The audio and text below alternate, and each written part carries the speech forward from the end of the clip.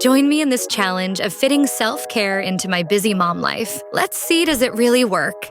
Self-care for the busy mom. So easy to forget and put all the others' needs first when we're mamas. But I have learned taking care of myself was incredibly important to being the happy, patient, present parent I wanted to be. And really, probably one of the biggest challenges we all have as busy moms is time. There simply are not enough hours in the day to get everything done, let alone take a few minutes for ourselves. And when we do have a spare moment, quite often we feel so guilty taking it for ourselves when we could use that time catching up on laundry or prepping dinner. But I think another huge barrier is this guilt that we create inside ourselves to take that time out for ourselves. I mean, we should feel like we are spending every available moment with our kids or working or taking care of the household. It is just really hard to rid ourselves of that feeling that we are being selfish, because we are taking some time out.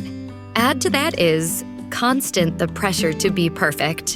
And no wonder we put self-care on the back burner. It is seeing all those picture-perfect feeds on Instagram and thinking, you must do more, achieve more, take care of everyone else more.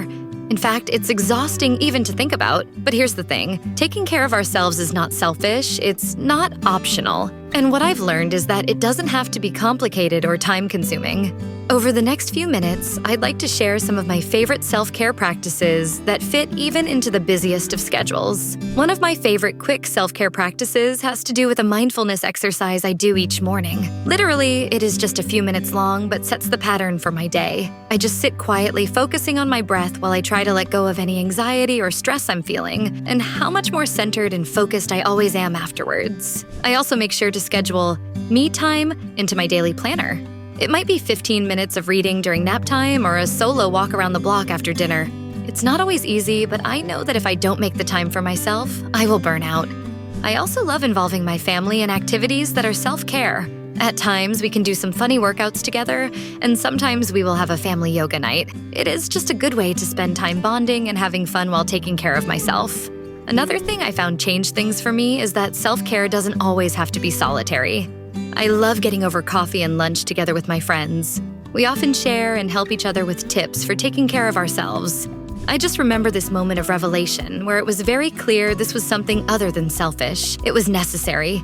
I'm overwhelmed, burnt out, and someone's like, you have to take care of yourself so you can be a good mom. It was so simple, but powerful. It really stuck with me. Self-care is one thing that people, especially American women, tend to think of it as a luxury.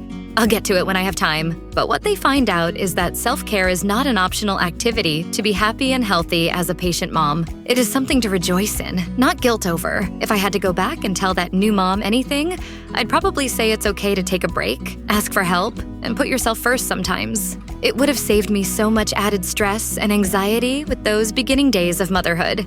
Lastly, let me remind you that self-care is not one-dimensional. It is what works for you and your uniquely different schedules. Whether it is doing a quick mindfulness exercise, scheduling me time, or pulling in your family to become self-care participants, remember, taking care of yourself is not selfish. It is necessary. If you're anything like me, a busy mom, I want to know in the comments section below, what are some of your favorite self-care tips and tricks? And if you're new here, consider subscribing for more parenting and self-care advice. Thanks so much for watching, and I'll catch you in the next video.